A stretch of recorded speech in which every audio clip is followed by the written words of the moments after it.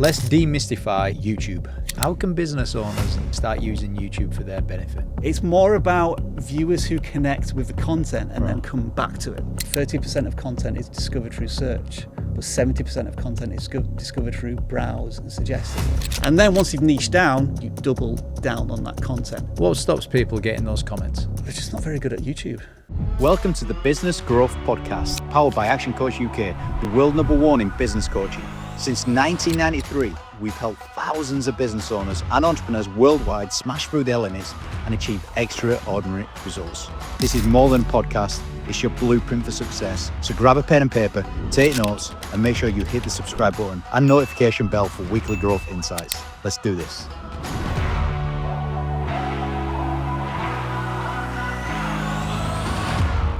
ActionCOACH, the help you need to grow your business.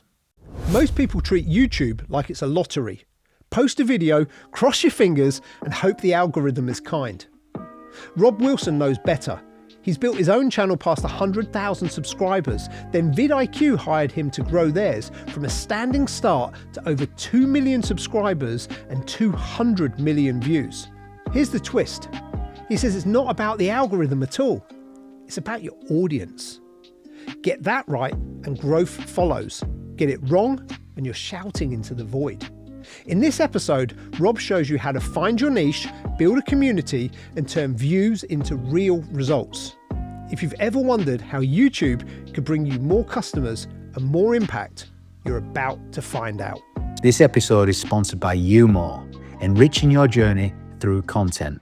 Let's do this. Are we good? We good to go at your end? All right, let's demystify YouTube.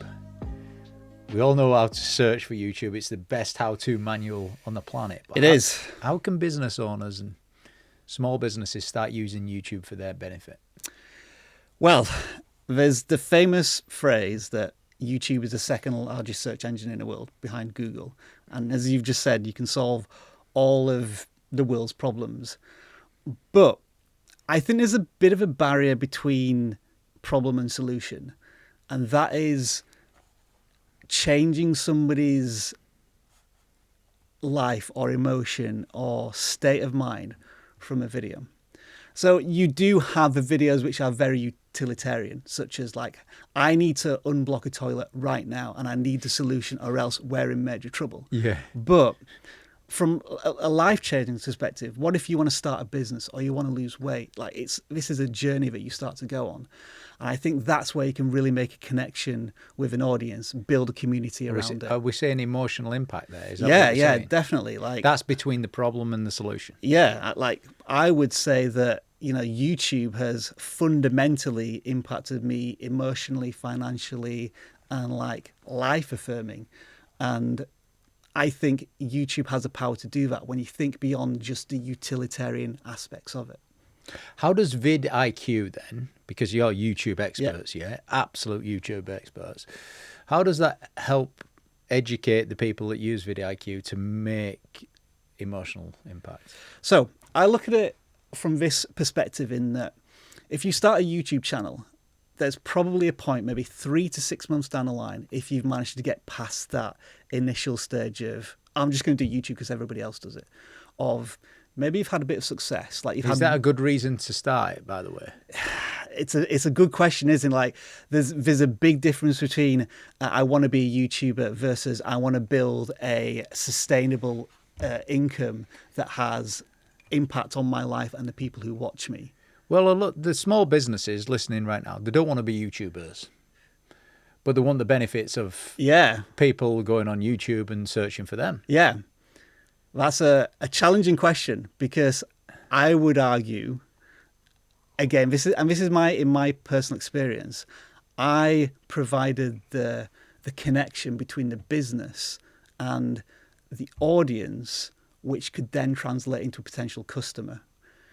And what I mean by that is that I had this passion for being creative, and I found YouTube as that perfect place to do that, like the democratization of distribution and creativity. That's where I found it. It's like, I love doing this, I'm going to just keep doing it.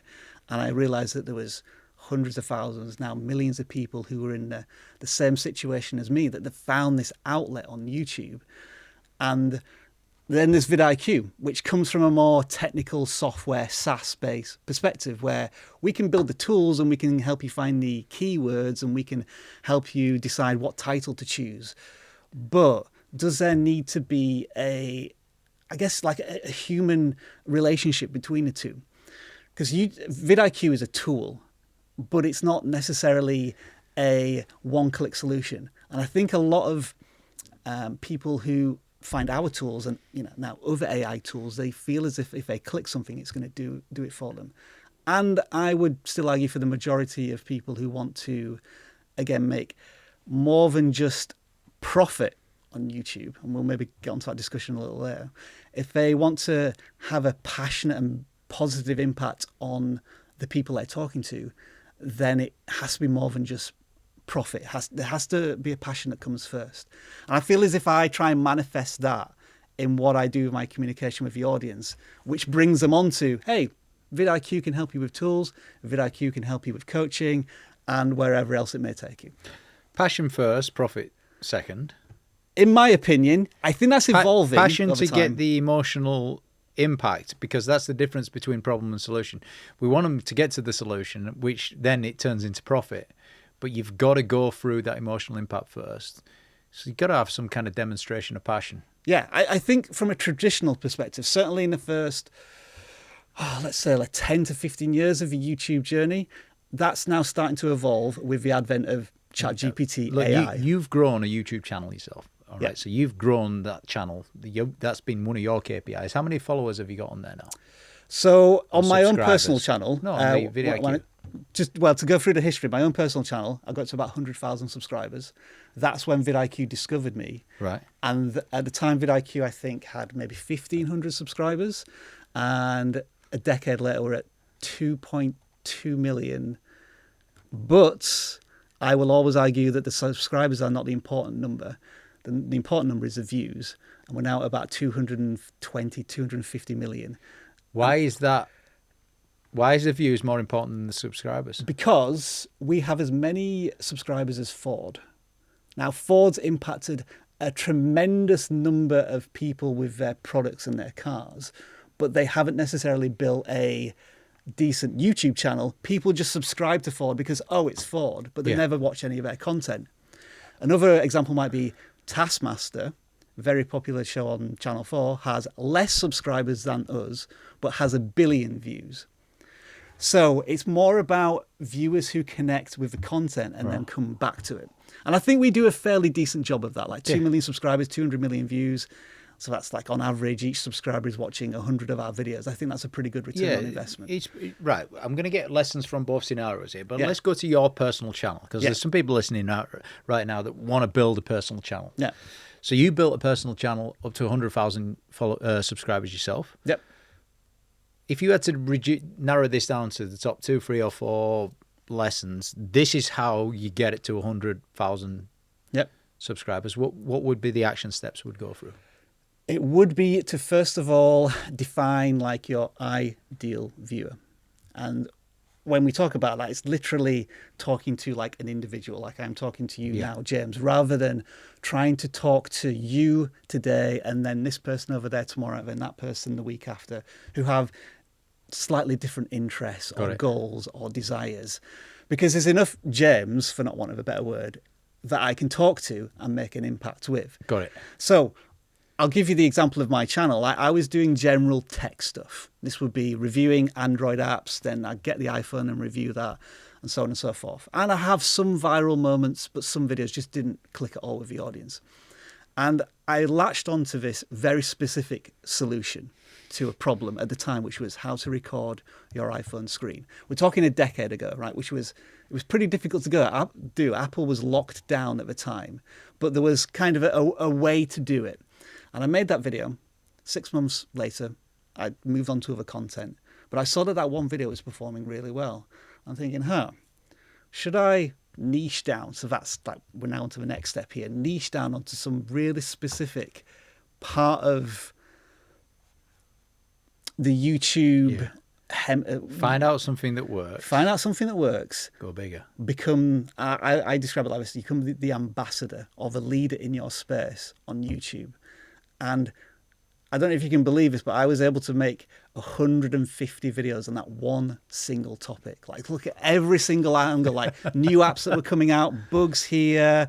And like, I slowly built up an audience just from that. I'd go from a couple of hundred views per videos to then thousands of views per video. And, you know, YouTube gives you that instant response and feedback. And it's like, now I'm onto something. And then once you've niched down, as I said, you double down on that content.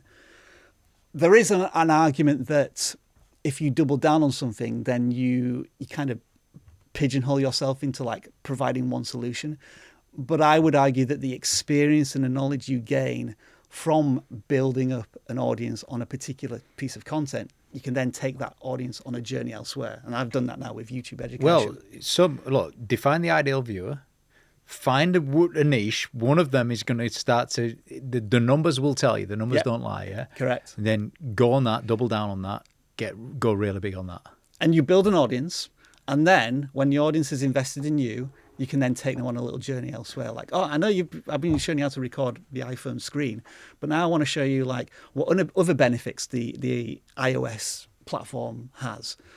And, you know, that can take time, like a couple of years. But that, for me, and at least how I interpret the YouTube algorithm, was like the least path to growth. Resistance. The least resistance path to growth. Yeah.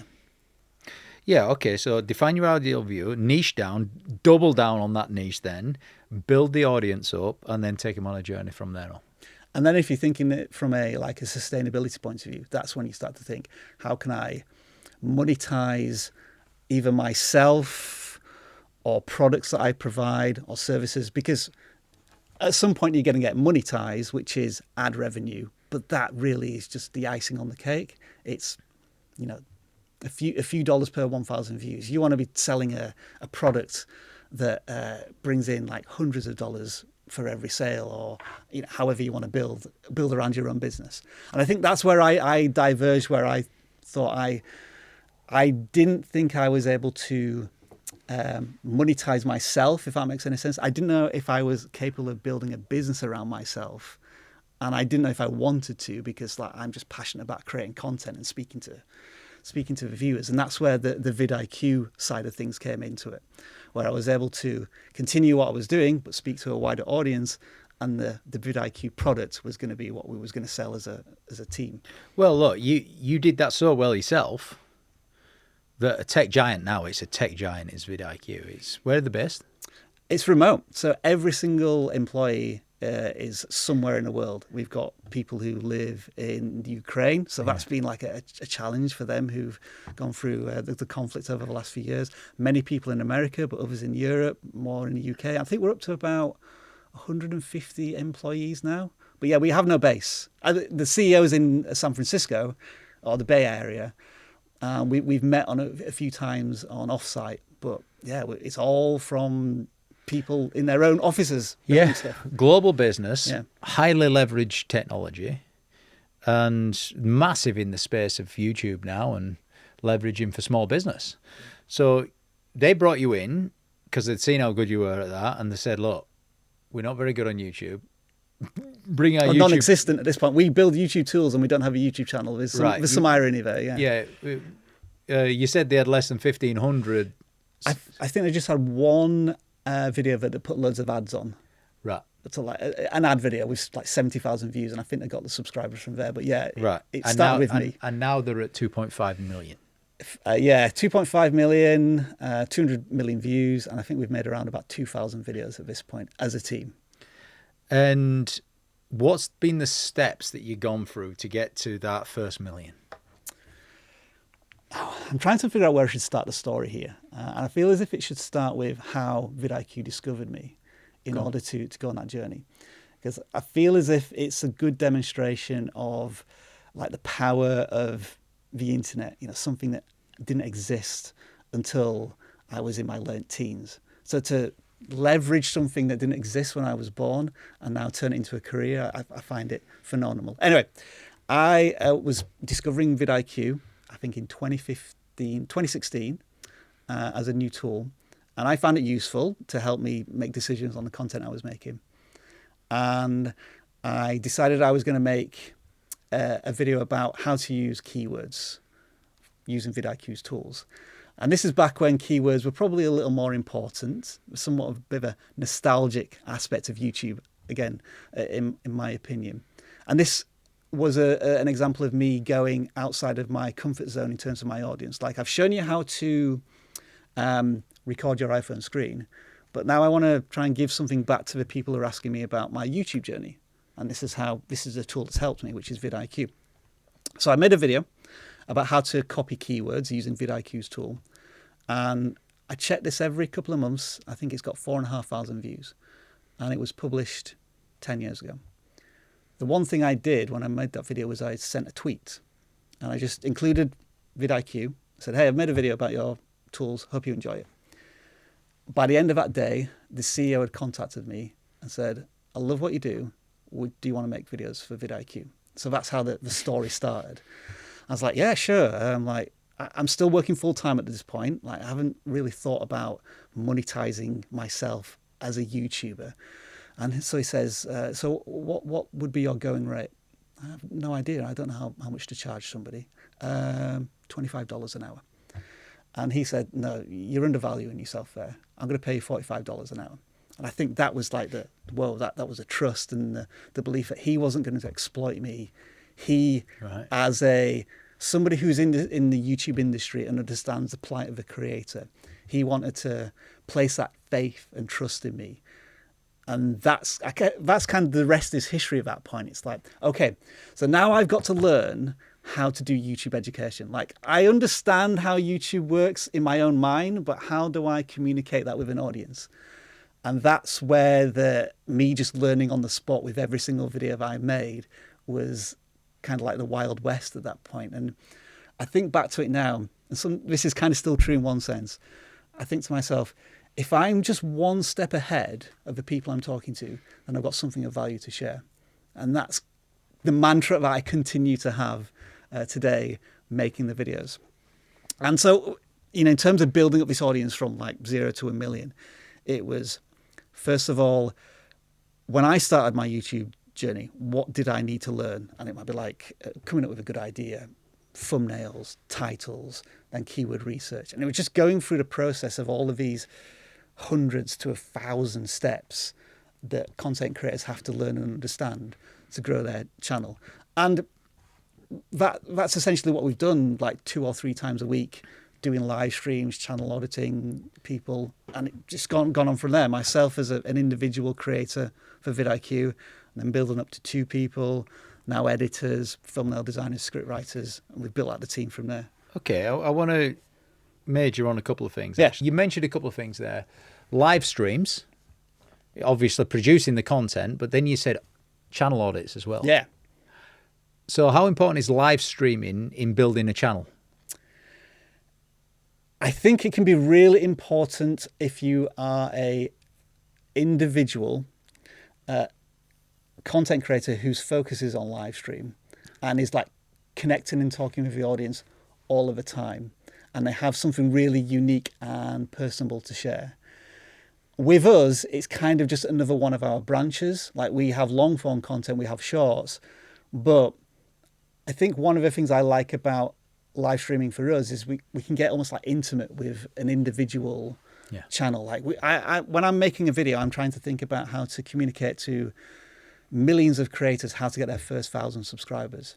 But with a live stream, we're looking at an individual's channel and we're giving them, I guess, personal insight.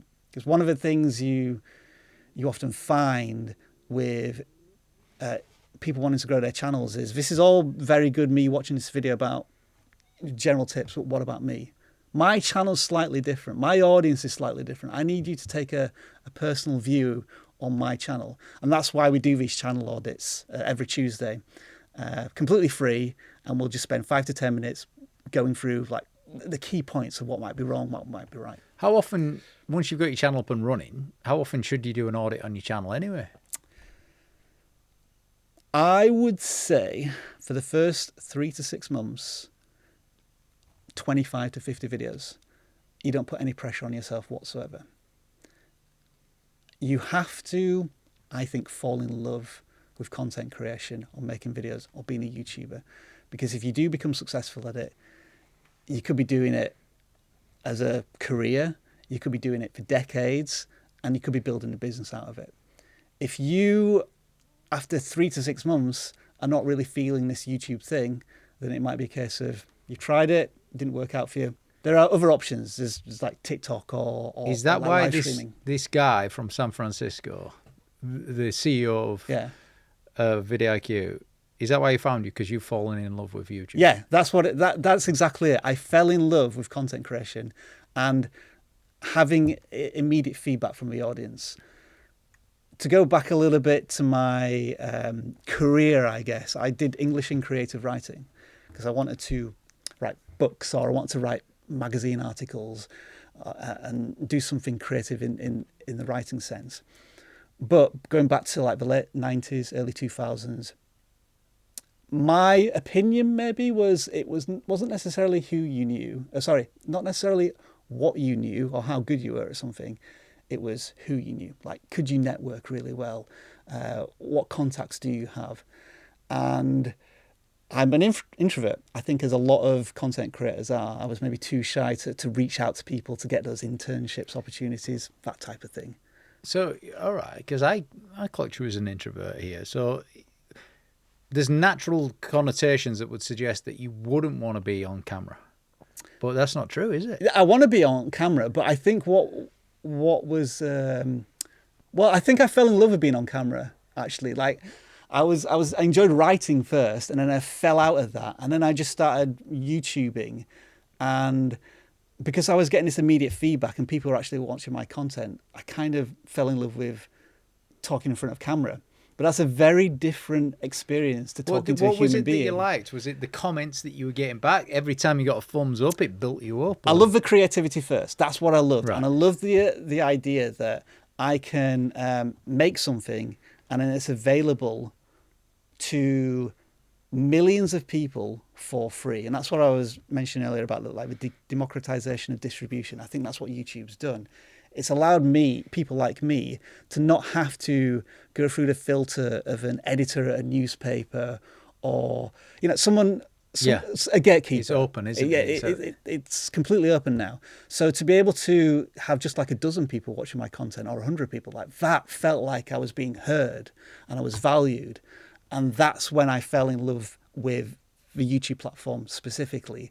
And it rekindled my creativity. I went through a few years when I was working like customer service. So I'd kind of fallen out of love with doing creative things, and YouTube brought me back in.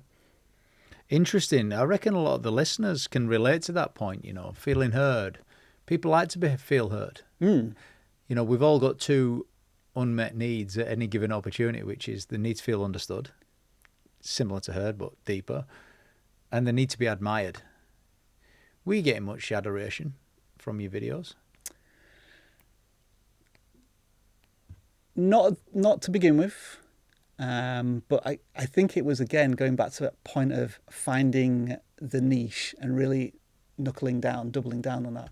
So the Apple video, you were being admired on that one. That's when you start to see comments of, "Oh, I've been looking for this type of video forever," or like this is. When you read everything. that, what impact did it have on you when you read that? It's motivation. Like, oh right now people are finding value in my content, and it goes back to, I think, what I mentioned at the very beginning, changing their state of being. Like, they've had a light bulb moment. Oh, like, I've been trying to find a solution to this for hours or days, and this video, this person solved that problem. And that comment solidifies the purpose of why you're doing this. It's and it motivates you. So if you're honest and be really brutal here, what stops people getting those comments? They're just not very good at YouTube. Is it at YouTube, or is it emotional connection, or is it both? I think a certain element of both. And I think the reason for this is because a lot of people come onto YouTube and ask the questions of, what can YouTube do for me? And so they're asking the questions such as, how do I get more views? How do I get more subscribers? How do I monetize my content? I can see almost everyone's going to fall for that trap. And the way we have to reframe it is, well, how do you get more subscribers? What the question you need to ask is, how do you provide value to your audience? How do you make a difference in their lives? How do I get more views? Well, how do you find a particular niche or topic or subject that you're really passionate about, and you can connect with people on the other side of the screen, so to speak? It's kind of that's I think the reframing that needs to be done to help a creator understand that it's audience first. It's like, not what can YouTube do for me, but what can I do for the audience on the other side of the screen? Yeah, really, really interesting, because pretty much everyone I ask is, how can I get more views? How can I get more subscribers? And it's understandable. It's a trap. It's understandable. You think it's the wrong question you're asking? Yeah. That's basically what you said. I believe so, yeah. And as I say, we get discovered through those search terms, like, how do I get more views? How do I get more subscribers? So we're discovering this creator at the very beginning of their journey. And it's like, okay. So, right. But when someone comes to your channel, what you do is you audit their channel. Basically, you put their channel through the hopper. Yeah, and it basically says, right, it scores every single video that they've got SEO wise. Is that right? Yeah, we can do that. We have SEO scores for like titles and thumbnail. We score thumbnails now as well. What else does VidIQ do for you? I've got to try and go through the history of VidIQ, because it's evolved so much. Like, can you imagine, like, YouTube's been around for 20 years at this point? Has it? And VidIQ's now been around for over a decade. And we've built tools, first of all, that I would say we're very much of the SEO generation. Like, what are the right keywords to use? How do you get found in search? And the percentages don't really add up there, because 30% of content is discovered through search, but 70% of content is discovered through browse and suggested. So, is that right? Yeah. So one thing to try and appreciate here is that you may get discovered through something that was searched for, but you want to be known for almost like your brand or your presence on YouTube. The best way to describe this is, let's say you find me because you want to learn how to get more views. Okay, cool, you've watched that video. Now, what YouTube's going to do is it's going to test my content with you again. Next time you go on your app or on the homepage, one of my thumbnails is going to appear. And that's a browse and suggested impression. And you ideally want to get the viewer to click again. Otherwise, you're a one and done channel, like you're utilitarian. One and done. Yeah. Oh my God. That's what a lot of creators, especially businesses, struggle with. Like they provide a solution. It's like, oh, I'm done now. I don't need them again. But I remember I was talking about the journey at the very beginning. Like, we want people to discover us when they're at subscriber 1, but we want them to still be with us when they're at subscriber 10,000, 100,000, because we've got more to teach and we've got more value we want to share, and we think we can still positively impact what you're doing on YouTube. Okay, so that lends itself to depth and, follow up and making more and, being consistent at producing more and more content. Yeah. It's a weird juggling act, because there's more and more people joining the platform, and so we have to kind of refresh the stuff that we've done previously. One of the things we do... By the way, I mean, just on refresh for a second, because it's like repurposing marketing. Marketing you've already done. Let's repurpose it and let's just put it out again. Learning new tactics, learning new strategies, understanding how YouTube has changed over that year, or, whenever you're refreshing the content. Understanding how a particular niche has changed. An example might be on the 1st of January every year, we make a video about how to start a gaming channel, just because we have a large gaming audience and we've got an expert who makes that content. So we refresh that video every single year, and he has to come up with new approaches and new things he's learned every single year, like a new voice, a new angle. And so there's, as you said, there's a juggling of the new people joining, but then also, how do we stay fresh and new in 2025? Like, how many times can you make a video about how to get 1,000 subscribers? It turns out it's about 2,000 before you burn out. That's where we're at now. Is that right? 2,000 people burn out. It's like I'm feeling certainly in the last year, we've found that the barrier to entry continues to lower, and the competition in our space is getting pretty fierce. And when I started, there was probably maybe a handful of people doing YouTube education. Now there's probably hundreds, and they're catering to each individual need, especially when it comes to what you might call faceless and YouTube automation and all of these AI channels that are now coming in. And we've got to figure out how we stay relevant in that space. And so we were just having a discussion yesterday about how we feel as if we're being left behind by these channels that are making content around faceless channels, and we don't have necessarily the expertise in the area. So like, how do we solve that problem in 2025? Do you want to solve that problem? That's an interesting question, because we're kind of having an argument about this in the sense that what does a faceless channel or an AI content creator want? And we talked again about, passion and profit. Is it pretty common, these faceless channels? Yeah, like remarkably so. There's a new term for it now. It's called, well, there's a bit of a distinction, actually. Faceless channels just used to be somebody who didn't talk on camera. Like, you could hear their voice and they do narration. Yeah. Like gamers would be faceless channels. But now, faceless channels are kind of being dumped into AI and YouTube automation. Yeah. Which is it's kind of a grey area at the moment. And you've probably heard of this term at the moment, AI slop, which is now flooding the YouTube platform, and YouTube has to really figure out how to deal with it. Yeah, I mean, I don't tend to watch the AI stuff. But a lot of people do, or a lot of people are kind of misled into that type of content. So YouTube's got to be really conscious of how they keep the platform, I guess, industry leading in the face of competition. So what would you say to people that are considering going into YouTube for their business, but doing it properly? What would you say to them? I would say, to at least to begin with, is to find common ground with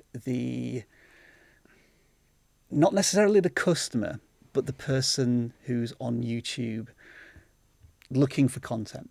And what I mean by that is viewers or users of YouTube are quite sophisticated and intelligent at this point. Like they've known this platform for decades.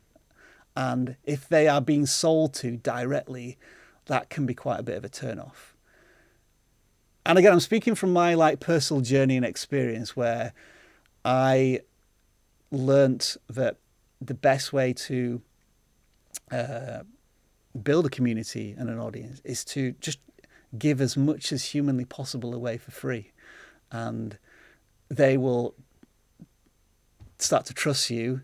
They will become loyal followers with your content, and then you start to maybe think about, what can I sell or monetize? And I think that's where I would struggle to give the hardcore business experience, because I don't want to say I sold myself out, but I gave my business and entrepreneurial spirit to VidIQ so that they could sell their products and services and use me as kind of but you sell it. You still sell it. I mean, you proudly sell it. I mean, it's a good product. It's a good service. It's £50 a month or whatever it is. I mean, so. And the interesting thing is, though, we don't do that much selling actually on the channel.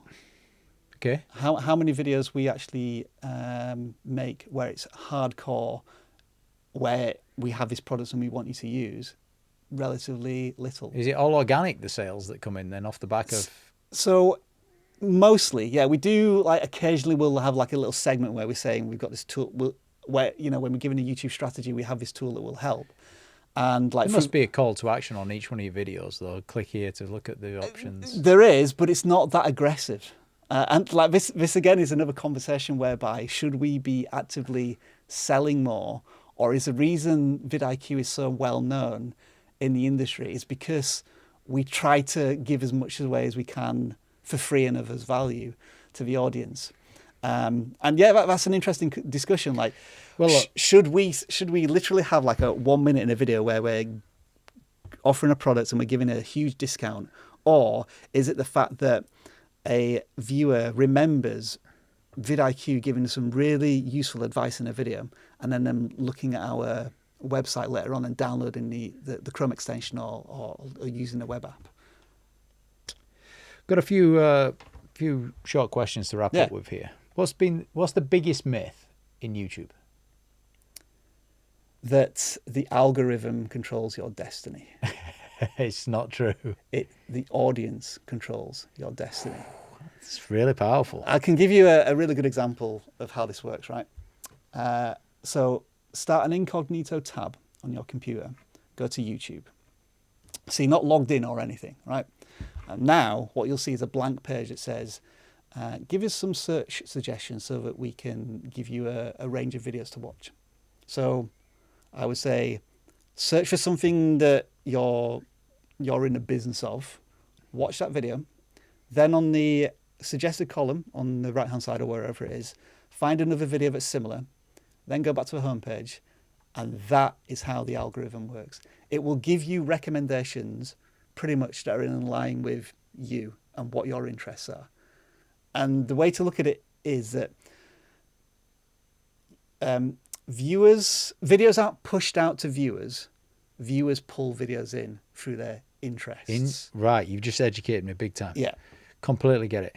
So the example I give is I watched a video about the British Bake Off, and then I watched another video about Come Dine With Me, and then the recommendations were as follows. Obviously, Gordon Ramsay came up, but then there was also some reality television. So like, maybe my interest is in reality TV as well. And then it must have thought I was a mother as well, because there was some videos about parenting. And then there was like just one complete wild card, which I think was about how Glasgow was quite a dangerous place to live. But it was like reality television, cooking, and food. And that just came from watching 2 videos. So that is how YouTube works. And if you understand that, then you can understand who your audience is and what they need, and make content that relates to them. Okay, finish this sentence. Yeah. Forgive my choice of words here. Yeah. Rubbish videos on YouTube are a step in the right direction. Because everybody who goes through that rite of passage on YouTube and then looks back at their videos from 6 months ago, or like they've made 100 videos and they look back at their first video and they think, that is cringe. That's terrible. That's cringe. What was I doing then? And you see the journey that you come on, but then it repeats itself. 6 months later, 100 videos later, you look back on what you did then. Yeah. It's transformed. Really and then you realise, that's when you realise that when you ask the question, why is my video not getting any views? Like, I don't understand this. Like, my video is as good as this other person I'm comparing myself to, which I should never do. Why is it not getting any views? And the simple answer usually is, it's because your video is not very good. But that's fine. That's the learning. That's the failures that you go through to learn the thousands of decisions you making every single video. And we talk about YouTube being a business in itself and all of these different hats, because like you gotta come up with ideas, you gotta write scripts, you gotta talk in front of camera, have charisma, and then you gotta edit it, and then you gotta make thumbnails. That's a business in itself, especially when you start out. Great videos are. They change the feeling the viewer has when they finish it. Wow. Whether that's emotional, or it's a light bulb moment, or some profound sense of something you've learned from that content. What's the first action the listeners should take now they've listened to this interview? It depends where they're on their YouTube journey. All right, so the ones that are on YouTube already, first action? I think I'm starting to realise this now as I speak to more people in person, is define your ideal viewer. Now, this might mean that for 1 week you don't make a video, and instead you, first of all, do some of the demographics. So like, the male or female, how much do they earn? Do they have a job? Those are the demographic things. Then you start to talk about the emotional things, like what are their pain points? What are they struggling with? What are their fears? What are their goals? What is stopping them from achieving that? And I know that feels as if we're talking about like utilitarian and search-based content, but you can also do that like with entertainment content. Like, what is making them, why are they sad? Why are they going on YouTube? What makes them happy? With like a series of questions that makes you define the perfect viewer, and then you start talking directly to them. And what about if they're already on YouTube? First action. I think this is where you start to do a bit of channel auditing. Right. So identify the videos where you've had what I would class as your viral moments. And this is where, let's say you get 100 views per video typically, but there's that one or two that have got 1,000 or 2,000 views. And like, you can't explain why that was, or you don't understand why that was. We call these outlier videos. You take those videos and you create buckets out of them, or like a content series. So so for the next month, I'm just going to dedicate my channel to this series of videos, just to see if there's an audience to build up there. And then if it's successful, you maybe look at like the 70-30 rule, which is 70% of the content is stuff that you know or works with your audience. Beautiful. But then the other 30% is experiment, because you always want multiple buckets, so you're not stuck like pigeonholed just making content. 70-30 rule. I love that as well. You know what? Early on, I really enjoyed the steps that you went through to get 100,000 yourself. I really did enjoy that. But, you know, the audience controls the thing that people look. Another way to look at it is, and this comes from a YouTube employee, anytime you're thinking about YouTube, talking about YouTube, and you use the word algorithm, just replace it with audience, and that's the answer. The audience controls your destiny. Rubbish videos are a step in the right direction. Great videos change the feeling that the viewer has. Yeah. Really good. What's been your favourite part of this interview? I think just making me think about YouTube in kind of nuanced and different ways. Because usually when I'm like doing channel audits or I'm talking on video, I'm always thinking about the first hurdle that a creator tackles, because usually our audience is trying to get to that first 1,000 subscribers or monetizing, and you kind of question it in a more holistic way, like to get the less of a technical, less of a strategy, and more of the impact and the emotional change it has on people. Rob Wilson, VidIQ, thank you very much, sir. Thank you.